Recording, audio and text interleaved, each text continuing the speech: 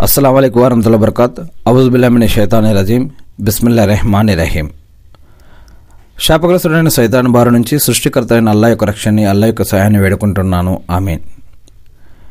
దైవ ప్రవక్తలు తమపై అవతరిస్తున్నటువంటి దైవ సందేశాన్ని దాచిపెడతారా? ఈ యొక్క ప్రశ్నకు సమాధానం తెలుసుకునే ముందుగా అమ్మ ఆయిషా రజల్లాహు గారి జీవిత చరిత్ర గురించి మనం తెలుసుకుంటూ ఉన్నాము। ఈమె ప్రవక్త ముహమ్మద్ సల్లల్లాహు అలైహి వసల్లం గారి యొక్క సత్యమణుల్లో ఒకరు। ఈమె పైన అల్లాహ్ శాంతి సేవకులు కురిపించుగాక, ఆమీన్। ఈ యొక్క దైవ ప్రవక్తలు తమకు అందే సందేశాన్ని దాచిపెడతారా అనే దానికి మరి అమ్మ ఆయిషా రజల్లాహు గారు ఏం చెప్పారు అని తెలుసుకునే ముందుగా అసలు దైవ ప్రవక్తల యొక్క బాధ్యత ఏమిటి, అసలు వారు ఎవరు అంటే అల్లాహ్ సుబ్హానహు వ తఆలా ఖురాన్లో అనేక చోట్ల తెలియజేస్తూ ఉన్నారు। వారు కూడా మానవులే, వారు కూడా అన్నం తినేవారు, వారికి కూడా పుట్టుక చావు అనేది ఉంటుంది, వారికి కూడా ఆకలి వేస్తుంది, వారు కూడా నిద్రపోయేవారు, వారు కూడా పని చేసుకునేవారు, అదేవిధంగా వారికి కూడా ప్రాణం అనేది ఉంటుంది। మరియు ఇంకా వారిపైన దేవుడు అనేక బాధ్యతలు పెడతాడు। వీరు మనుషులే కానీ వీరు దేవుడితో సమానం కానీ, దేవుడు లాంటి వారు కానీ, దేవుడితో భాగం కానీ ఇలాంటిది ఏమీ ఉండదు, వారు కూడా మానవులే। కాకపోతే వారికి ఒక పదవిని దేవుడు ఇస్తాడు, అదేమిటంటే ప్రవక్త పదవి। అంటే దాని యొక్క అర్థం ఏమిటంటే ప్రజలని ఎందుకు పుట్టించడం జరిగింది, వారు ఎందుకు పుడుతున్నారు, ఎందుకు చనిపోతున్నారు, ఇంతకుముందు చరిత్రలలో ఏమేం జరిగింది, మరి ఇక ముందు ఏం జరుగుతుంది, చివరికి ఏం జరుగుతుంది, మరి ఈ యొక్క చావు పుట్టుకలు మరియు ఆత్మలు వీటి విషయాలు, మరియు జిన్నులు సైతాన్ల విషయాలు, మరియు అంతిమ దినం ప్రళయ దినం జడ్జిమెంట్ డే గురించి, అసలు కర్మలంటే ఏంటి, మంచి ఏంటి, చెడేంటి, పాపం ఏంటి, పుణ్యం ఏంటి, హరాం ఏంటి, అలాలేంటి, మరియు వీటి గురించి ప్రజలకు వివరంగా తెలియచేయాలి। చెడు మార్గంలో పోతే నరకానికి పోతారు అని, నరకం అనేది ఉంది అని, మంచి మార్గంలోకి వెళ్తే మరి స్వర్గానికి వెళ్తారు, స్వర్గం అనేది ఉంది అని, ఆ స్వర్గం ఎలా ఉంటుంది, ఆ నరకాలు ఎలా ఉంటాయి, ఎటువంటి వారు దాంట్లోకి వెళ్తారు, మరి స్వర్గంలోకి వెళ్ళాలంటే ఈ ప్రపంచంలో జీవించి ఉన్నప్పుడు ఎలా జీవించాలి, నరకంలోకి వెళ్ళేవారు ఈ యొక్క ప్రపంచంలో ఎలా జీవిస్తే వాళ్ళు నరకంలో వేయబడతారు, మరి దాని నుంచి రక్షించబడాలంటే ఏం చేయాలి, ఇలాంటి అనేక విషయాలు దేవుడు ప్రవక్తల ద్వారా మానవులకి తెలియజేస్తాడు। జీవన పద్ధతులు, ఆరాధనా పద్ధతులు, జరిగినవి, జరుగుతున్నవి, జరగబోయేవి, అనేక రకాల భవిష్యవాణి గురించి, మనుషులకి తెలిసినవి, తెలియనివి, చూస్తున్నవి, చూడలేనివి, అగోచర విషయాలను కూడా ఎన్నో విషయాలని ఈ యొక్క ప్రవక్తల ద్వారా మరియు ప్రవక్తల పైన వారికి కొన్ని మహిమలు ఇచ్చి లేదా కొంతమందికి గ్రంథాలు ఇచ్చి ఇది ఆనాడు ఆ ప్రవక్త యొక్క కాలాలలో అక్కడ ఉన్నటువంటి ప్రజలకు తెలియజేయమని చెప్పేవాడు ఆ దేవుడు। మరి ప్రవక్తల బాధ్యతల్లా ఏమిటి అంటే వారిపైన ఏదైతే అవతరించబడుతుందో దానిని ప్రజలకు తెలియచేయటమే వారి యొక్క బాధ్యత। అంతేగాని వారు దేవుడు లాంటి వారు కానీ, దేవుడితో సమానం కానీ ఇలాంటిది ఏమీ ఉండదు, వారు కూడా మానవ మాత్రులే అని ఖురాన్లో అనేక వాక్యాలలో అల్లాహ్ సుబ్హానహు వ తఆలా తెలియజేయడం జరుగుతుంది। అదేవిధంగా కుల్ హువల్లాహ్ సూరా ఖురాన్లో చూసినట్లయితే అల్లాహ్ ఒకే ఒక్కడు, మరి ఆయన ఇద్దరు కాదు, ఆయన ముగ్గురు కాదు, ఆయన లాంటిది ఏదీ లేదు, ఆయనతో పోల్చదగ్గది ఏదీ లేదు, ఆయన ఎవరిని కనలేదు, ఆయన ఎవరికి పుట్టలేదు, ఆయన ఒకే ఒక్కడు, ఆయన పరిశుద్ధుడు అని।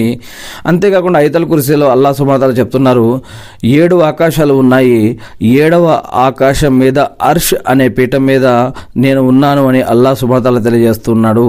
ఆ 7వ ఆకాశం మీద అర్ష్ మీద నుంచి తన యొక్క శక్తి సామర్థ్యాల ద్వారా ప్రతిదీ ఒక పిలిచేవాడు, ఊహించేవాడు, తలుచుకునేవాడు, తలుచుకోగానే తన యొక్క కంఠనాళం గొంతుకి దగ్గరగా ఉంటే ఎంత దగ్గరగా ఉంటుందో అతడు అంత దగ్గరగా ఆయన యొక్క శక్తి సామర్థ్యాల రీత్యా ఆయన 7వ ఆకాశం మీద అర్ష మీద ఉన్నప్పటికీ కూడా ఆయన యొక్క శక్తి సామర్థ్యాల రీత్యా అన్నిటినీ ఆయన ఆవరించి ఉన్నాడు। ఆయన యొక్క పవర్, ఆయన యొక్క కంట్రోల్ ప్రతి దానిని ఆవరించి ఉంది అని, కంఠనాళానికి దగ్గరగా ఆయన అంత దగ్గరగా ఉంటాడు అని ఖురాన్లో అల్లాహ్ సుబ్హానహు వ తఆలా తెలియజేస్తూ ఉన్నారు। మరి యొక్క ప్రవక్తలు ఏదైతే అల్లాహ్ సుబ్హానహు వ తఆలా చేయమన్నాడో దానిని వీళ్ళు చేస్తూ ఉంటారనమాట। దానిని వీళ్ళు చెప్తూ ఉంటారు. ఎలా జీవించాలి అనే జీవన పద్ధతులు జీవించి చూపిస్తారు, అదేవిధంగా ప్రజలకు బోధిస్తారు. మరియు చెడు నుంచి మనుషుల్ని ఆపటం, మంచి వైపుకు మనుషుల్ని తీసుకువెళ్ళటం, ఇలా అనేక విషయాలను ఈ యొక్క ప్రవక్తలు చేస్తారు. మరి ఇటువంటి విషయాలని ఏదైతే దేవుడు బోధించమన్నాడో అవి బోధించడం వరకే వారి యొక్క పని. మరి దైవ ప్రవక్తలు తమపై అందజేసే సందేశాన్ని, దేవుడు వారిపైన అవతరింపజేసే సందేశాన్ని వారు దాచిపెడతారా అనే దానికి ఒక దైవ సందేశహారుని విషయంలో, దైవ సందేశహారుడు అంటే ఒక ప్రవక్త విషయంలో ఈ విధంగా ఊహించడం కూడా తీవ్రమైన విషయమే. తనకు అందే దైవ సందేశంలోని వహీలోని కొంత భాగాన్ని దైవ ప్రవక్త ముహమ్మద్ సల్లల్లాహు గారు తనలోనే దాచిపెట్టుకుంటాడు అని అనుమానించడం దురనుమానం.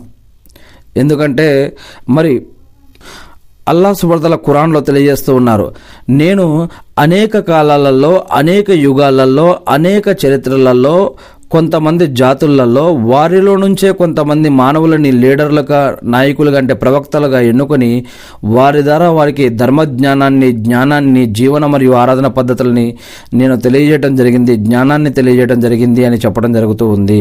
ఇలా అనేక కాలాల్లో, అనేక యుగాలలో, అనేక చరిత్రలలో, అనేక ప్రాంతాలలో యొక్క సృష్టిలో అనేక ప్రదేశాలలో ఈ విధంగా వారి వారి భాషల్లో నుంచే కొంతమందిని ఎన్నుకొని ఈ విధంగా చెప్పడం జరిగింది అని ఖురాన్లో అల్లాహ్ ఇంకా చెప్తున్నారు. ఏమని?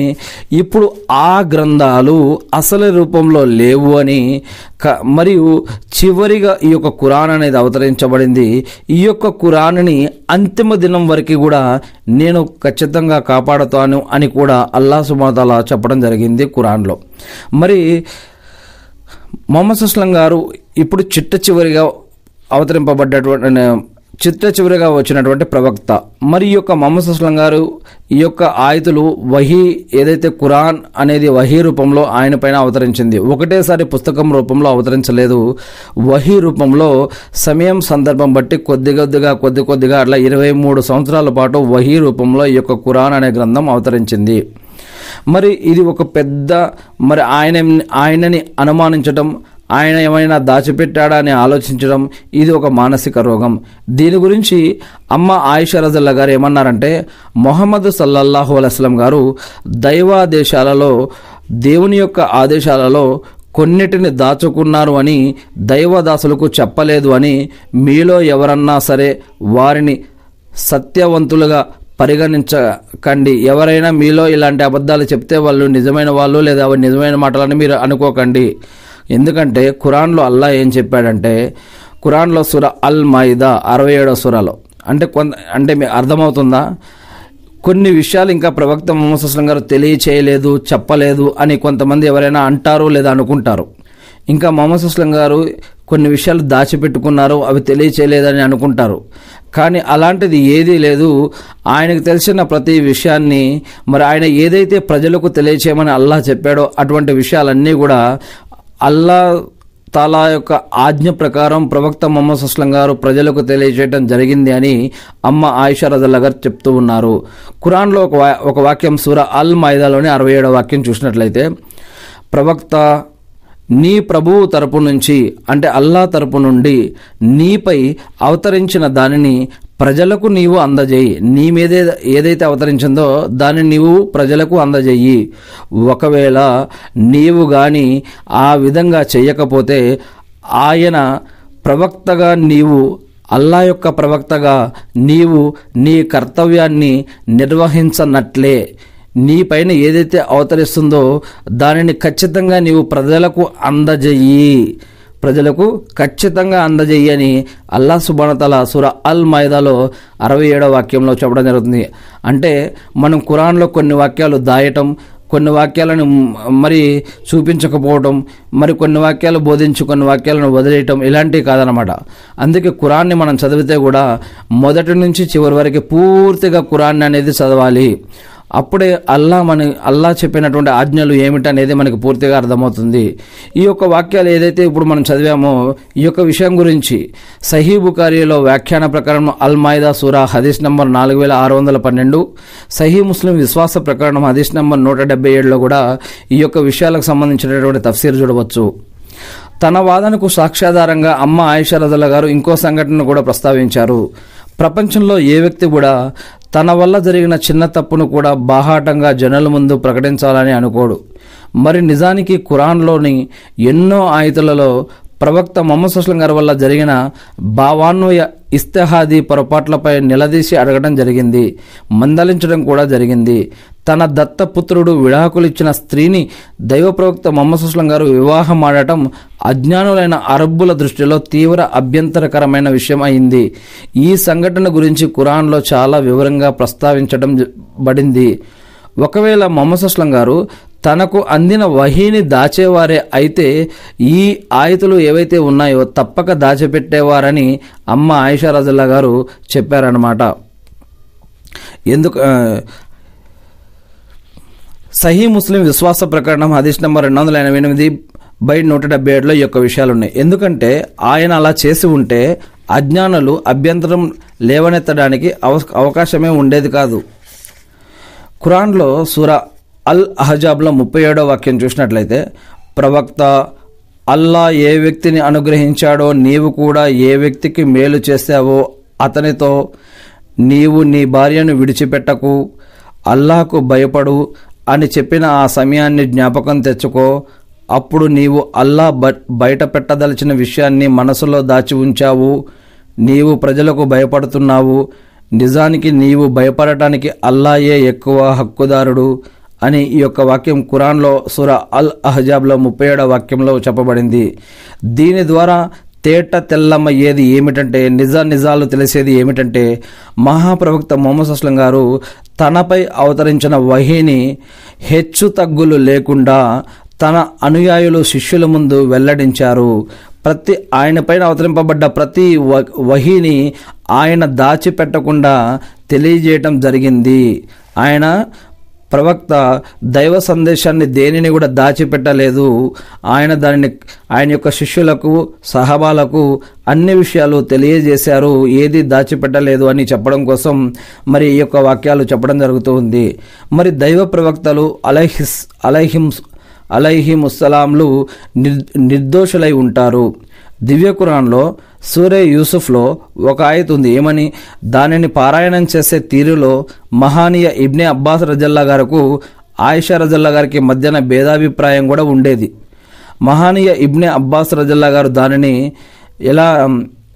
ఇలా పఠించేవారు. బుఖారీ హదీస్ నంబర్ 4695లో. దీని అర్థం, తమతో అబద్ధపు వాగ్దానం చేయబడిందని దైవ ప్రవక్తలు అనుమానించసాగారు అని. ఖురాన్లో సూరా యూసుఫ్లో 110వ వాక్యం. అంటే అల్లా వారితో బూటకపు వాగ్దానం చేశాడు, అవునా, ఇది నిజమేనా అని ఒక శిష్యుడు ఆయిషా రజల్లాహు గారిని అడగ్గా ఆమె ఏమని సమాధానం ఇచ్చారంటే, అల్లా శరణు, ప్రవక్తలు అల్లా గురించి అలా అనుమానించగలరా అని ఆయిషా రజల్లాహు గారు అన్నారు. ఆయిషా రజల్లాహు గారు ఒక ఆయతను పఠించి కుజ్జిబు అని పఠించేవారు. అంటే వారు తమ జాతి ప్రజల తరపున అబద్ధీకరించబడ్డారు అని. అంటే సహీ బుఖారీ వ్యాఖ్యాన ప్రకారం సూరే యూసుఫ్ హదీస్ నెంబర్ 4695లో మనం చూడవచ్చు ఇది. అంటే దైవశిక్ష అవతరించటంలో ఆలస్యమయ్యేసరికి దైవశిక్ష విరుచుకుపడుతుందని తాము చెప్పిన భవిష్యవాణి అంతా ఉత్తిదే అని సత్య తిరస్కారులు ఎక్కడ ఎద్దేవా ఏలన చేస్తారోనని దైవ ప్రవక్తలు కలవరం చెందారు. నిరాశ నిస్పృహల చివరి అంచులకు చేరుకుంటూ ఉండగా దైవ సహాయం అందేది. ఎట్టకేలకు అంటే చివరికి సత్య తిరస్కారులు అంతమొందించబడేవారు. దైవ ప్రవక్తలు అలైహిముస్సలాంలు విజయ తీరాలకు చేరుకునేవారు. అల్లాహు అక్బర్, అల్హమ్దులిల్లా. అల్లా ఇబ్రాహీం అలైహిస్సలాం గారిపై, ఆయన కుటుంబ సభ్యులపై, ఆయన ఉమ్మతపై శాంతి సేవకాలు కురిపించిన విధంగా అల్లా ప్రవక్త ముహమ్మద్ సల్లల్లాహు అలైహి వసల్లం గారిపై, ఆయన కుటుంబ సభ్యులపై, ఆయన ఉమ్మతపై శాంతి సేవకాలు కురిపించి మకామే ముహమ్మద్కు ప్రవక్త గారిని వారసున చేసి అంతిమ దినం రోజు వసీలతా స్థానాన్ని ప్రవక్త ముహమ్మద్ సల్లల్లాహు అలైహి వసల్లం గారికి ప్రసాదించండి వల్ల ఆమీన్.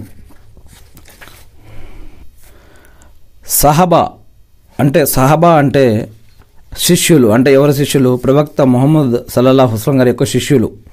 ముహమ్మద్ సల్లల్లాహు అలైహి వసల్లం గారు జీవించి ఉన్నప్పుడు ఆయనతో గడిపిన వారు, ఆయన కలిసిన వారు, ఆయన దగ్గర విద్య నేర్చుకున్నవారు, ఆయనతో స్నేహం చేసిన వారు, వీరిని సహబాలు అని అంటాం. వీరంతా కూడా న్యాయశీలురు అట. సహబాలు అందరూ న్యాయశీలురు అట. ప్రవక్త ప్రియ సహచరులు రజియల్లాహు అన్హుం అందరూ న్యాయశీలురు మరియు విశ్వసనీయులు, శాంతి కాముకులు అన్నది అహ్లే సున్నత్ అభిమతం.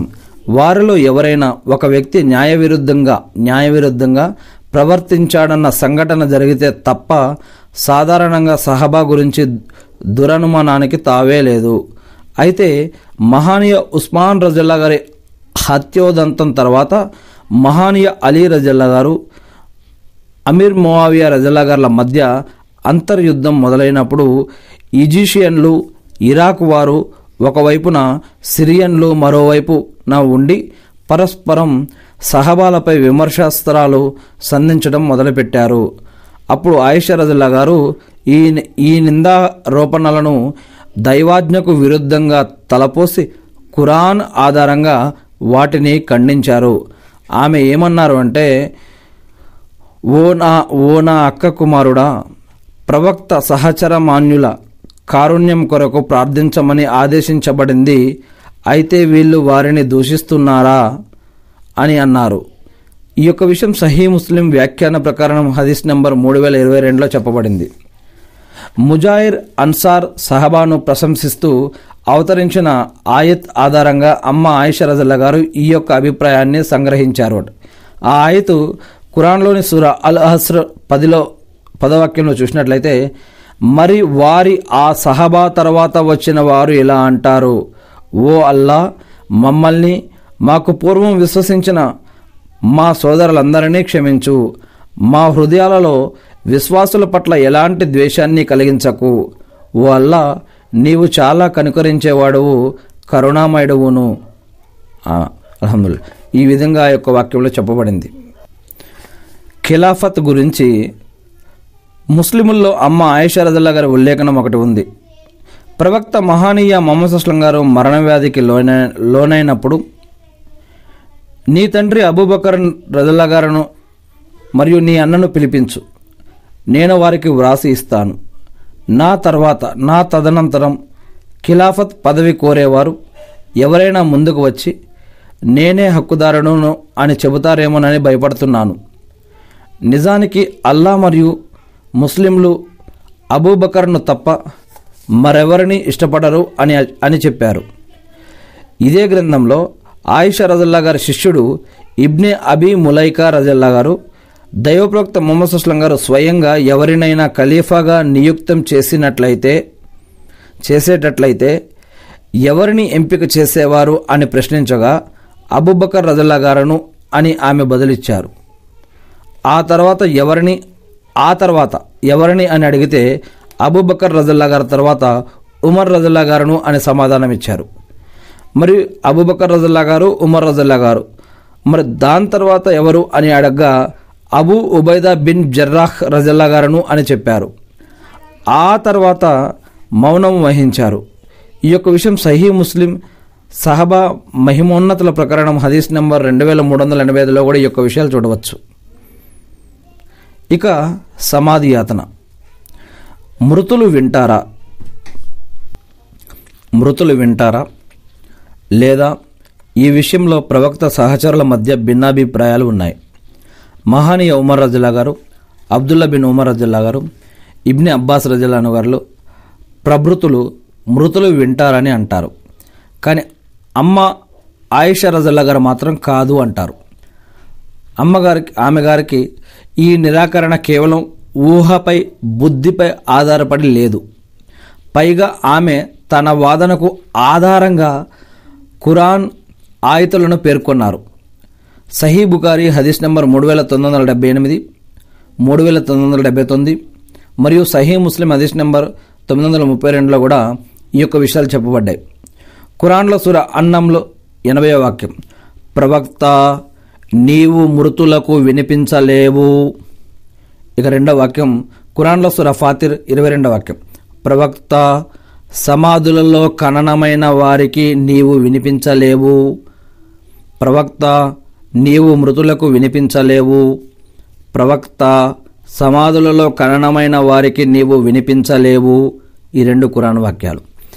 ఈ యొక్క వాక్యాల ద్వారా అర్థమయ్యేది ఏమిటంటే, మృతులు ప్రాణం పోయినంతనే వినికిడిని కోల్పోతారు అని, కొన్ని ప్రత్యేక పరిస్థితుల్లో వారికి ఏదైనా శబ్దం వినిపిస్తే అది వేరే విషయం.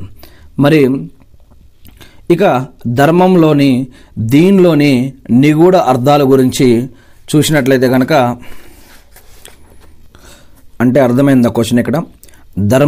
ధర్మంలోని నిగూఢ అర్థాలు అంటే, కొంతమంది మనం ఖురాన్ చదువుతాం, దానిని మనకి ఎలా అర్థమైందో అలా అర్థం చేసుకుంటాం.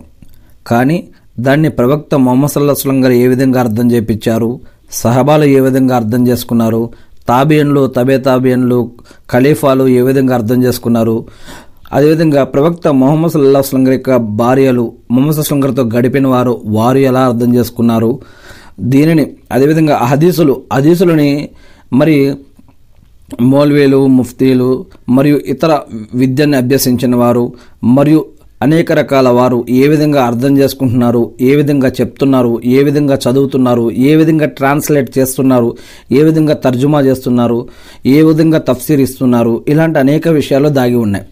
మరి ఒక ధర్మంలో దీనిలో అనేక నిగూఢ అర్థాలు దాగి ఉన్నాయి. ఒక ఆయత్ చదివితే దాంట్లో అనేక అర్థాలు కూడా వస్తాయి మరియు అనేక పనులకి అవి మ్యాచ్ అవుతూ ఉంటాయి. మరి షరియత్ ఆదేశాలన్నీ సమయోచితంగా ఉంటాయన్న విషయంలో ఎలాంటి సందేహం లేదు. అయితే అందులోని ఔచితి విజ్ఞతలు దైవదాసులకు తెలిసి ఉండాలని ఏమీ లేదు. కానీ అల్లా దయతో ఈ పరమార్థాలను కూడా విడమర్చి చెప్పాడు. దివ్య ఖురాన్లో ఆయన తన ఎన్నో ఆదేశాలలో ఔచిత్యాన్ని స్వయంగా విశదీకరించాడు. మనం చూస్తూ ఉంటాం కొన్ని ఖురాన్ వాక్యాలలో, నేను ప్రజలకు విడమరిచి చెప్పటానికి ఈ యొక్క ఉదాహరణలు ఇస్తున్నాను అని, అదేవిధంగా నేను ఏ విషయాన్ని చెప్పడానికి సిగ్గుపడనో చివరికి అది దోమ అయినా సరే ఈగ అయినా సరే అని, ఈ విధంగా ఇలా అనేక భార్యాభర్తల యొక్క రహస్య విషయాలు మరియు ఇంకా ఇతర అనేక విషయాలు, పెద్దల విషయాలు, పిల్లల విషయాలు, బంధుత్వ విషయాలు, ఇంకా అనేక రకాల విషయాలు, కనిపిస్తున్నవి, కనిపించనివి, నమ్మగలిగేవి, నమ్మలేనివి, ఎన్నో విషయాలని అల్లాహ్ సుబ్హానహు వ తఆలా క్లియర్ కట్గా ఖురాన్లో తెలియజేయడం జరిగింది. మహాప్రవక్త ముహమ్మద్ సల్లల్లాహు అలైహి వసల్లం గారు దివ్య ఖురాన్లో ఆయన తన ఎన్నో ఆదేశాలలోని ఔచిత్యాన్ని స్వయంగా విశదీకరించాడు. మహాప్రవక్త ముహమ్మద్ సల్లల్లాహు అలైహి వసల్లం గారు కూడా మరి తన ఆదేశాలు అంటే అల్లా ఖురాన్లో తెలియజేశాడు, ముహమ్మద్ సల్లల్లాహు అలైహి వసల్లం గారు కూడా తన ఆదేశాలు ఉపదేశాల్లోని పరమార్థాలను విడమరిచి చెప్పారు. మరికొన్ని సందర్భాలలో సహచరులు ప్రశ్నించినప్పుడు, అంటే శిష్యులు ప్రశ్నించినప్పుడు సహబాలు వాటిని వివరించారు కూడా. సహబాలో ఎవరైతే ముహమ్మద్ సల్లల్లాహు అలైహి వసల్లం గారికి సన్నిహితులుగా, అంతరంగికులుగా ఉండేవారో వారికి కూడా షరియత్ పరమ రహస్యాల గురించి బాగా తెలుసు. షాహ్ వలియుల్లాహ్ దహెల్వి రహమతుల్లా గారు షరియత్ పరమార్థాల గురించి వ్రాసిన తన పుస్తకం హుజ్జతుల్లాహుల్ బాలిగాలో ఇస్రారే షరియత్పై క్షుణ్ణంగా చర్చించారు. ముఖ్యంగా తొలి కాలపు సత్పురుషులే షరియత్ రహస్యాల ఇస్రారే షరియత్ను లక్ష్య పెట్టనప్పుడు మీరు మాత్రం ఎలా లక్ష్య పెట్టగలరు అన్న ప్రశ్నకు ఆయన ఇచ్చిన జవాబు ఏంటంటే, ఖురాన్లో ఒక వాక్యం లేదా ఇది ఖురాన్లో అనేక వాక్యాలు కూడా ఉన్నాయి, హదీసులో కూడా ఉన్నాయి. మరి ఈయన ఏం చెప్పారంటే, తొలికాలపు సత్పురుషులు ఈ విద్యను క్రోడీకరించకపోయినంత మాత్రాన మేము చేసే వాదనకు కలిగిన నష్టం ఏమీ లేదు. ఎందుకంటే మహాప్రవక్త ముహమ్మద్ సల్లల్లాహు అలైహి వసల్లం గారు స్వయంగా దీనికి సంబంధించిన మూల సూత్రాలను, పాక్షిక సాపేక్షిక అంశాలను, అనుబంధ విషయాలను విశదీకరించారు.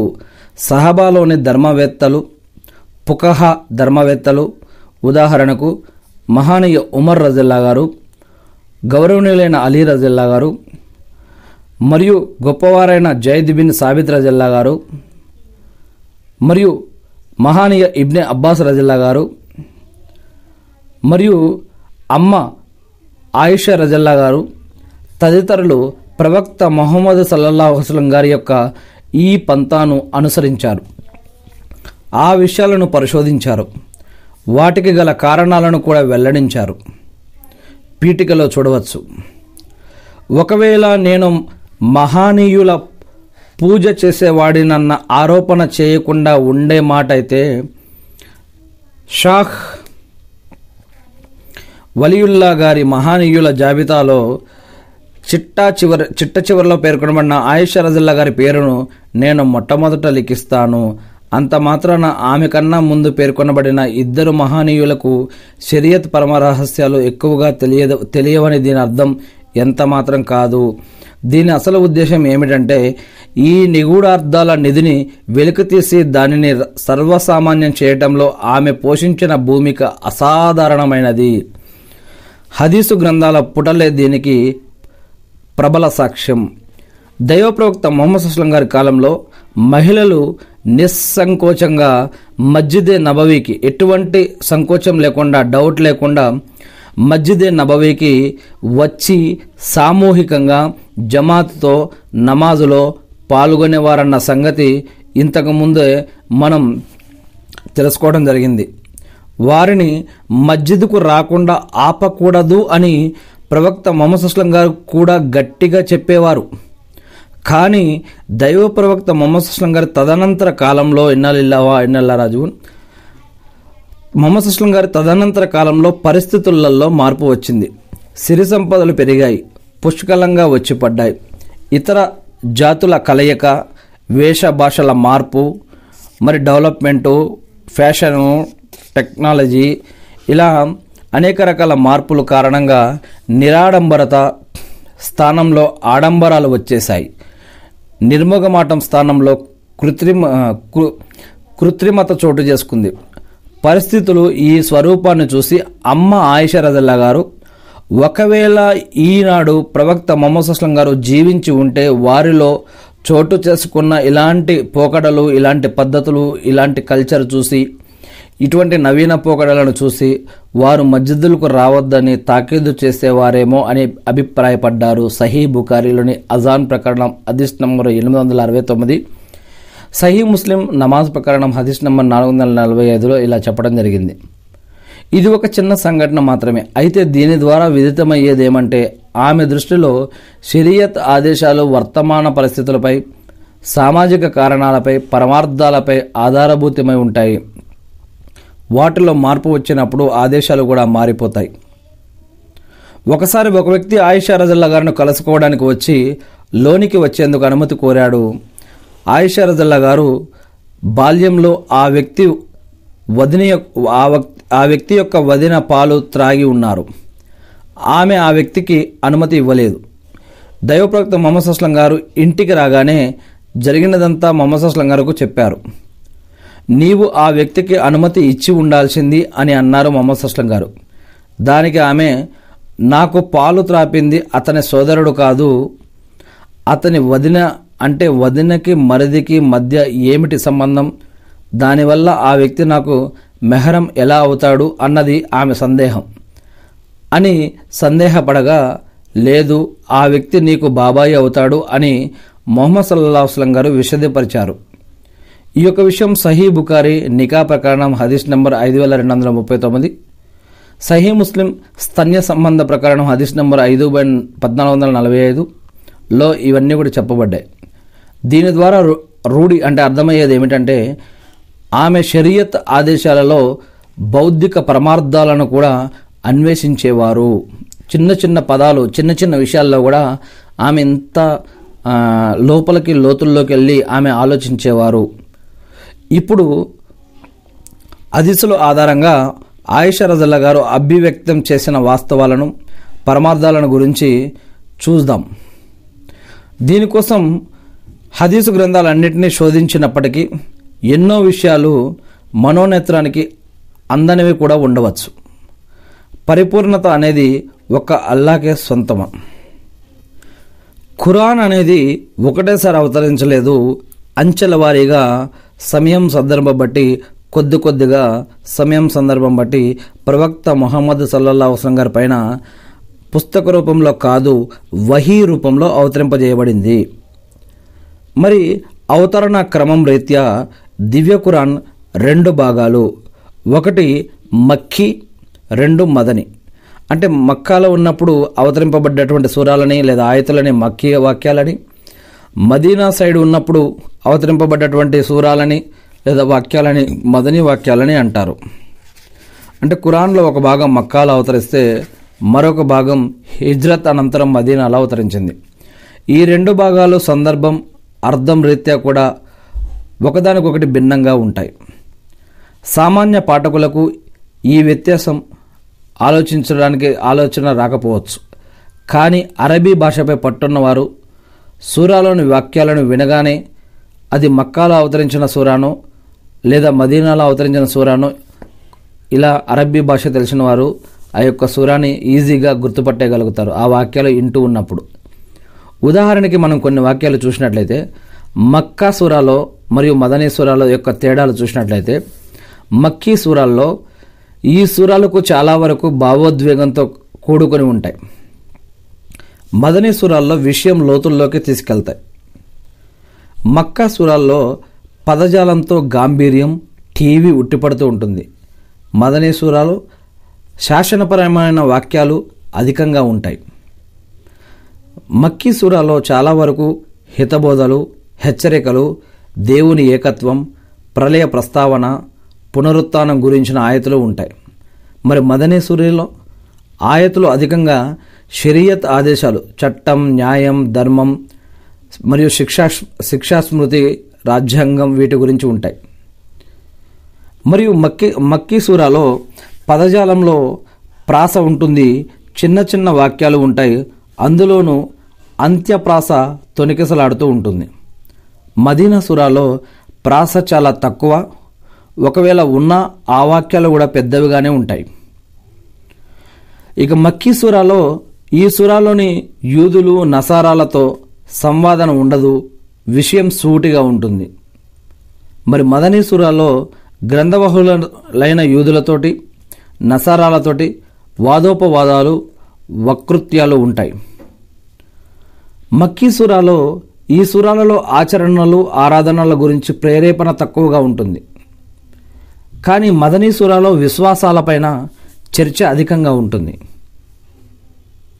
మక్కీ సూరాలో యుద్ధం ప్రస్తావన ఉండదు, కేవలం సందేశ ప్రచారం చేయమని, మృదువుగా మాట్లాడమని ఉపదేశించడం జరుగుతుంది. కానీ మదనీ సూరాలో సందేశ పరిచయ కార్యక్రమం నెరవేర్చడంతో పాటుగా ధర్మ సంస్థాపనార్థం అవసరమైతే యుద్ధం చేయమన్న ఆజ్ఞలు కూడా ఉన్నాయి. ఇలా మక్కీ సూరాలు, మదనీ సూరాలను ఇలా అరబ్బీ వచ్చిన వారు ఈజీగా గుర్తుపట్టవచ్చు. ఈ వ్యత్యాసాన్ని కనుగొన్నందుకు ఐరోపాకు చెందిన ప్రాచ్య నిపుణులు గర్వపడుతూ ఉంటారు. కానీ నేటికి 1400 సంవత్సరాల క్రితమే దైవ ప్రవక్త ముహమ్మద్ అస్లం గారు సహధర్మచారిణి అయినటువంటి ఈ పరమ రహస్యాన్ని బహిర్గతం చేశారన్న సంగతి వారికి తెలియదు. అల్ ఖమర్, ఖురాన్లోని అల్ ఖమర్లో 46వ వాక్యం చూసినట్లయితే, దివ్య ఖురాన్లో అవతరించిన మొట్టమొదటి సూర ముఫస్సల్ కోవకు చెందిన సూర. అందులో స్వర్గ నరకాల ప్రస్తావన ఉంది. ప్రజలు ఇస్లాం వైపు మొగ్గిన తర్వాతే ధర్మాధర్మాల హలాల్ హరాం ఆదేశాలు అవతరించాయి. మద్యం సేవించకండి అన్న ఆదేశం మొదట్లోనే అవతరించి ఉంటే, ఎట్టి పరిస్థితుల్లోనూ మేము మద్యపానాన్ని విడిచిపెట్టము అని జనులు మొండికేసేవారు. వ్యభిచారం చేయకండి అన్న ఆజ్ఞ ముందే వచ్చి ఉంటే, మేము వ్యభిచారం చేయడం మానుకోలేము అని జనులు చెప్పి ఉండేవారు. మక్కాలో నేను ఆడుకుంటున్న రోజుల్లో ఈ సూర అవతరించింది. ఖురాన్లోని సూర అల్ ఖమర్ 46వ వాక్యం, వారి పీచం అణచడానికి అసలు వాగ్దానం చేయబడిన సమయం ప్రళయమే అని ఖురాన్లో సూర అల్ ఖమర్లో 46వ వాక్యం అవతరించిందట. సూర అల్ బకరా, సూర నిషా ఇవి అవతరించినప్పుడు నేను అర్ధాంగిగా ఆయన సేవలో ఉన్నాను అని అమ్మ ఆయిషా రజల్లాహు గారు తెలియజేశారు. దీని ముఖ్య ఉద్దేశం ఏమిటి అంటే, ఇస్లాం క్రమబద్ధంగా అంచెల వారీగా తన ఆదేశాల ఉపదేశాల పరిధిని విస్తృతపరిచింది. ఎందుకంటే ఇస్లాం తొలుత అనాగరికుల మధ్య అవతరించింది. మొదట ఉపన్యాసాలు, ఉపదేశాల ద్వారా వారికి స్వర్గ నరకాల గురించి చెప్పడం జరిగింది. ప్రజలు దీనికి ప్రభావితులై దైవభీతితో, పరలోక భీతితో జీవించడం మొదలుపెట్టినప్పుడు నెమ్మదిగా వారికి ఇస్లామీయ ఆదేశాలు, శాసనాలు తెలపడం జరిగింది. చేయవలసిన పనులేమిటో, చేయకూడనివి ఏమిటో విడమరిచి చెప్పడం జరిగింది. అలా కాకుండా మొదటి రోజు నుండే సారాయి త్రాగటం మానండి, వ్యభిచారానికి దూరంగా ఉండండి అని కోరి ఉంటే వారిలో ఈ ఉపదేశాన్ని వినేదెవరు? సూరే బకరా, సూరే నిషా గురించి చెబుతూ అమ్మ ఆయిషా రజల్లా గారు అవి మదీనాలో అవతరించాయని అన్నారు. ఎందుకంటే అప్పటికే మదీనా వాసులకు ఇస్లాం పరిచయం జరిగిపోయింది. అక్కడ గ్రంథబహులైన యూదులు, నసారాలు ఉన్నారు. వారితో చర్చలు మొదలయ్యాయి, వాదోపవాదాలు జరిగాయి. అందుకే అక్కడ ఆదేశాల అవతరణ అవసరమైంది. శాసనపరమైన భాష గనక ఆ ఆయతులలో ప్రాసకు అంతగా ప్రాధాన్యత ఇవ్వబడలేదు. సూరే ఖమర్ మక్కాలో అవతరించింది అని ఆమె అన్నారు. ఇది ఇస్లాం ఆరంభకాలం. అందులో ప్రళయ దినం ప్రస్తావన వచ్చింది.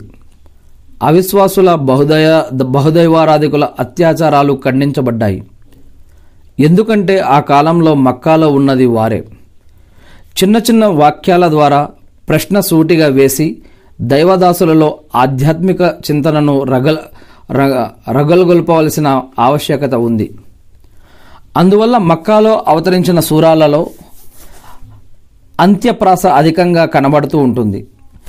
చెప్పవచ్చింది ఏంటంటే మక్కీ, మదనీ సూరాలలో గల వ్యత్యాసానికి ప్రధాన కారణం పరిస్థితుల స్వరూపంలో గల భిన్నత్వమే. పరిస్థితులలో ఉన్న మార్పు కారణంగా భాషలో, పదజాలంలో, సంబోధన తీరులో మార్పు వచ్చింది. మరి మదీనాలో ఇస్లాం విజయానికి కారణాలేంటి? ఇదొక చారిత్రక ప్రశ్న. దీనికి సంబంధించి అనుకునేది ఏమంటే క్రీస్తు శకం 20వ శతాబ్ది పూర్వం చరిత్ర ఇలాంటి ప్రశ్నలు రేకెత్తించే స్థాయికి ఎదగలేదు. ఈ మధ్య కొంతమంది గొప్ప రచయితలు ఇలాంటి చిక్కుముడులను విప్పినప్పుడు సంతోషంతో ఉబ్బి తబ్బిబ్బవుతున్నారు. నీలిమేఘాలలో తేలియాడుతున్నట్లే ఊహించుకుంటారు. కానీ యథార్థం ఏమిటంటే ఏ యుగ పురుషుని ముందు ఇదంతా జరిగిందో అతని కనుసన్నల నుండి ఈ సూక్ష్మాంశం గుప్తంగా లేదు.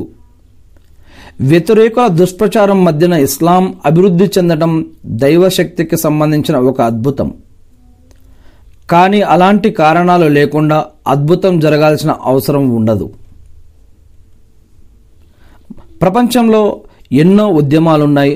అవి కారణాలేమీ లేకుండానే వర్ధిల్లటం లేదు. ఇస్లాంకు పూర్వం మదీనాలో తెగలు పరస్పరం అంతర్యుద్ధాలలో తలమునకలై ఉండేవి. ఆ యుద్ధాలలో ఆయా తెగల సర్దారులు చాలామంది వధించబడ్డారు. ఈ పెద్ద తలకాయలే సాధారణంగా ప్రపంచంలో ఉద్భవించే గొప్ప ఉద్యమాలకు అవరోధంగా నిలుస్తారు. ఎందుకంటే ఈ ఉద్యమాలు విజయవంతం అవుతే సమాజంలో వారి పెత్తనానికి నూకలు చెల్లుతాయి. ఇస్లాంకు పూర్వం మదీనాలో పడగవిప్పిన ఈ తెగల ఫ్యాక్షనిజం వల్ల అన్సారులు బాగా అలసిపోయారు. సరిగ్గా ఆ సమయంలోనే ఆవిర్భవించిన ఇస్లాం వారి పాలిట ఓ కారుణ్య వ్యవస్థలా కానవచ్చింది. ఫ్యాక్షనిజానికి ఊపిరి లూదే పెద్ద తలకాయలన్నీ అప్పటికే అంతమవటం వల్ల అన్సారుల మార్గంలో అడ్డంకులు సృష్టించేవారు ఎవరూ లేకపోయారు. ఈ విధంగా అల్లా మదీనాలో ఇస్లాం పురోగతికి కావలసిన మార్గాలను సుగమం చేసి ఉంచాడు. మదీనాలో బుఆస్ యుద్ధం మదీనా చరిత్రలో ఒక మరుపురాని సంఘటన. అది అల్లా తన సందేశహారుని ముహమ్మద్ సల్లల్లాహు అలైహి వసల్లం గారికి ముందుగానే దానిని ఉత్పన్నం చేశాడు. ముహమ్మద్ సల్లల్లాహు అలైహి వసల్లం దైవ సందేశహారుడు ముహమ్మద్ సల్లల్లాహు అలైహి వసల్లం గారు హిజ్రత్ చేసి మదీనాకు వచ్చేటప్పటికే ఆ ఫ్యాక్షనిజం ముఠా చల్లా చెదరైపోయింది. ముఠా నాయకులు కూడా అంతమైపోయారు. ఈ విధంగా అల్లా తన సందేశహారుని కోసం అక్కడ రంగం సిద్ధం చేసి ఉంచాడు మదీనాలో. ఇక్కడి ప్రజలు ఇస్లాం స్వీకరించడానికి అనువైన పరిస్థితుల్ని సమకూర్చాడు.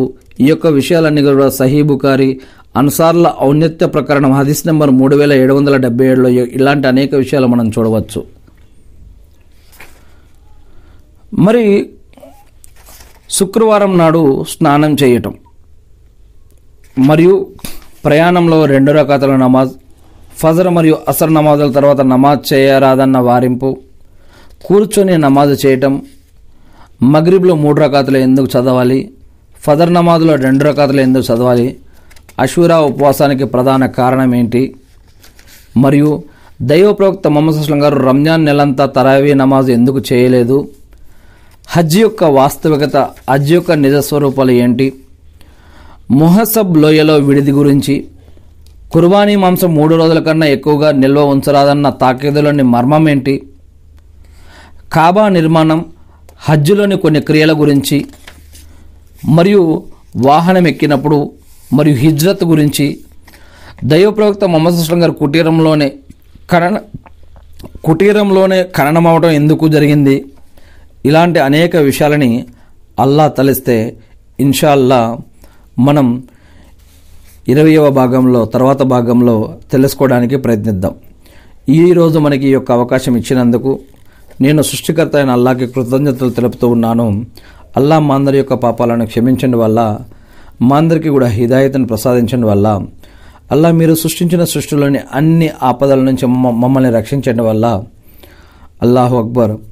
అల్లా మా తప్పులని మా పాపాలను క్షమించండి వల్ల, అల్లా సైతానుల నుంచి, జిన్నాతుల నుంచి, మనుషులు చేసే అగడాల నుంచి, కుట్ర కుతంత్రాల నుంచి, అవిశ్వాసుల నుంచి, షిర్కు నుంచి, బిదాతు నుంచి, హరాం నుంచి, సూదు నుంచి, వడ్డీ నుంచి, అంటు రోగాల నుంచి, అల్లా అప్పుల నుంచి, అనారోగ్యాల నుంచి మమ్మల్ని, మా కుటుంబ సభ్యుల్ని, మీ యొక్క దాసులందరినీ, ఈ ప్రసంగం వింటున్న వారికి, మరియు ఎవరి హృదయం అయితే మరియు నిన్ను ఆరాధించడం కోసం ప్రయత్నిస్తుందో, ఎవరైతే నీ మార్గంలో వారి యొక్క ధనాన్ని, బలాన్ని, వారి యొక్క స్తోమతని, వారి యొక్క సంపదను ఖర్చు పెడుతున్నారో, పెట్టారో, పెట్టబోతున్నారో అటువంటి నీ యొక్క దాసులందరికీ కూడా, మరి వారందరి తరపున కూడా మిమ్మల్ని ప్రార్థిస్తూ ఉన్నాం వల్ల, ఇహలోకంలోనూ సమాధి జీవితంలోనూ ప్రళయ దినం రోజు పరలోకంలో కూడా మా అందరికీ సహాయం చేయడం వల్ల, మమ్మల్ని అందరినీ నరకం నుంచి కాపాడడం వల్ల, మా అందరికీ స్వర్గ భాగ్యాన్ని ప్రసాదించడం వల్ల, అల్లా మీ ప్రవక్తలందరిపైన శాంతి సేవకాలు కురిపించడం వల్ల, ప్రవక్త ముహమ్మద్ సల్లల్లాహు అలైహి వసల్లం గారి యొక్క సహబాలపైన కూడా వారి కుటుంబ సభ్యులపైన శాంతి సేవకాలు కురిపించడం వల్ల, అల్లాహు అక్బర్, అల్హమ్దులిల్లా. అల్లా మీరు ఏ ఉద్దేశంతో అయితే ప్రవక్త ముహమ్మద్ సల్లల్లాహు అలైహి వసల్లం గారి పైన ఈ యొక్క ఖురాన్ మరియు హదీసులు అవతరింపజేసి ఉన్నారో, వాటిని మేము కూడా తెలుసుకుని, నేర్చుకుని, అర్థం చేసుకుని, గుర్తుపెట్టుకుని, వాటి ప్రకారం మేము జీవిస్తూ మిమ్మల్ని ఆరాధిస్తూ తెలియని ఇతర మా సోదరి సహోదరులకు తెలిపే భాగ్యాన్ని మాకు ప్రసాదించండి వల్ల, మేమందరం కలిసిమెలిసి జీవించే భాగ్యాన్ని మాకు ప్రసాదించండి వల్ల, అల్లాహు అక్బర్, అల్హమ్దులిల్లా. అల్లా మీరు మాపై ఉంచినటువంటి బాధ్యతలు నిర్వర్తించడం కోసం కావలసిన ఉపాధిని, బరకత్ని, రక్షణని, సహాయాన్ని మాకు అందించండి వల్ల, ఆమీన్. అల్లా మేము ప్రతిరోజు 5 నమాజులు చేసే భాగ్యాన్ని మాకు ప్రసాదించండి వల్ల, అల్లా మేము ప్రతిరోజు 5 నమాజులు చేసే భాగ్యాన్ని మాకు ప్రసాదించండి వల్ల, అల్లా మేము ప్రతిరోజు 5 నమాజులు చేసే భాగ్యాన్ని ప్రసాదించడం వల్ల, అల్లా మేము రంజాన్ నెల మొత్తం కూడా ఉపవాసాలు ఉండే భాగ్యాన్ని మాకు ప్రసాదించడం వల్ల, అల్లా నీ యొక్క దాసులు ఎవరైతే హజ్ ఉమ్రాలు చేశారో, సదకా ఖైరాతులు చేశారో, అల్లా ఎవరైతే నీ మార్గంలో ఖర్చు చేశారో, మరియు అల్లా ఎవరైతే నమాజులు, ఉపవాసాలు, సదకా ఖైరాతులు, జకాతులు, హజ్ మరియు ఉమ్రాలు చేశారో వల్ల, ఎవరైతే ఎతేకాఫ్ ఉన్నారో వల్ల, ఎవరైతే ఉపవాసాలు ఉన్నారో వల్ల, మరి ఎవరైతే వారి యొక్క స్తోమతకు తగ్గట్టు నీ మార్గంలో వారి యొక్క సమయాన్ని, బలాన్ని మరియు జ్ఞానాన్ని మరియు సంపదను ఏ విధంగా ఏ మార్గంలో ఖర్చు పెట్టారో, పెడుతున్నారో, పెట్టబోతున్నారో అటువంటి నీ యొక్క దాసులందరినీ ప్రత్యేకంగా ఆశీర్వదించండి వల్ల, అల్లా మా అందరి యొక్క పాపాలను క్షమించండి వల్ల, మమ్మల్ని మా అందరికీ స్వర్గ భాగ్యాన్ని ప్రసాదించండి వల్ల, మా యొక్క నమాజులను స్వీకరించండి వల్ల, మా యొక్క దువాలను స్వీకరించండి వల్ల, మా యొక్క ఉపవాసాలను స్వీకరించండి వల్ల, ఇక ముందు కూడా వల్ల మాకు నమాజులు మరియు ఉపవాసాల భాగ్యాన్ని మాకు ప్రసాదించండి వల్ల, అల్లాహు అక్బర్, అల్హమ్దులిల్లా, సుబ్హానల్లాహ్, అల్లాహు అక్బర్, అషదు అన్న లా ఇలాహు ఇల్లల్లాహు వా అషదు అన్న ముహమ్మదన్ అబ్దుహు వా రసూలుహు. అల్లా మా కుటుంబాలలో శాంతిని నెలకొల్పడం వల్ల, మా కుటుంబాలలో శాంతిని నెలకొల్పడం వల్ల, మా కుటుంబాలలో శాంతిని నెలకొల్పడం అల్లా మమ్మల్ని పూర్తిగా ఇస్లాంలోకి తీసుకురండి వల్ల, అల్లా మేము ముస్లింలుగా ఉండగానే మాకు మరణాన్ని ప్రసాదించండి వల్ల, అల్లా మేము చనిపోయే ముందు లా ఇలాహ ఇల్లల్లా ముహమ్మద్ రసూలుల్లాహ్ అని చెప్పే కల్మా చదివే భాగ్యాన్ని మాకు ప్రసాదించండి వల్ల, అల్లాహు అక్బర్. అల్లా మాకు ప్రశాంతమైన జీవితాన్ని ప్రసాదించండి వల్ల, ఇహలోకంలో సమాధిలో ప్రళయ దినం రోజు పరలోకంలో కూడా వల్ల, అలా ఎవరైతే ఈ యొక్క ప్రసంగం వింటున్నారో మరియు ఇతరుల దాకా చేరుస్తారో వాళ్ళందరి తరపున కూడా నేను ఈ యొక్క దువాని మిమ్మల్ని అర్థిస్తూ ఉన్నాను వల్ల, మా అందరికీ సరైన మార్గాన్ని భాగ్యాన్ని ప్రసాదించండి వల్ల, మేమందరం కూడా మీ యొక్క ఖురాన్ని ఏ విధంగా ప్రవక్త ముహమ్మద్ సల్లల్లాహు అలైహి వసల్లం గారు మరియు శిష్యులు అర్థం చేసుకున్నారో ఆ విధంగా మేము కూడా అర్థం చేసుకునే భాగ్యాన్ని మరియు మిమ్మల్ని ఆరాధించే భాగ్యాన్ని, జీవించే భాగ్యాన్ని మాకు ప్రసాదించండి వల్ల. ఆమీన్. అల్లాహు అక్బర్. అల్హమ్దులిల్లా, సుబ్హాన్ అల్లా, అల్లాహు అక్బర్. అషహదు అన్న లా ఇలాహ ఇల్లల్లాహు అషహదు అన్న ముహమ్మదన్ అబ్దుహు వ రసూలుహు. అల్లా ఇబ్రాహీం అలైహిస్సలాం గారి పైన, ఆయన కుటుంబ సభ్యులపైన, ఆయన మతపైన శాంతి సుఖాలు కురిపించిన విధంగా వల్ల ప్రవక్త ముహమ్మద్ సల్లల్లాహు అలైహి వసల్లం గారి పైన, ఆయన కుటుంబ సభ్యులపైన, ఆయన మతపైన శాంతి సుఖాలు కురిపించి మకామే ముహమ్మద్కు ప్రవక్త గారిని వారసుని చేసి అంతిమ దినం రోజు వసలిత స్థానాన్ని ప్రవక్త ముహమ్మద్ సల్లల్లాహు అలైహి వసల్లం గారికి ప్రసాదించండి వల్ల. ఆమీన్. అల్లాహు అక్బర్. అల్హమ్దులిల్లా, సుబ్హాన్ అల్లా, అల్లాహు అక్బర్.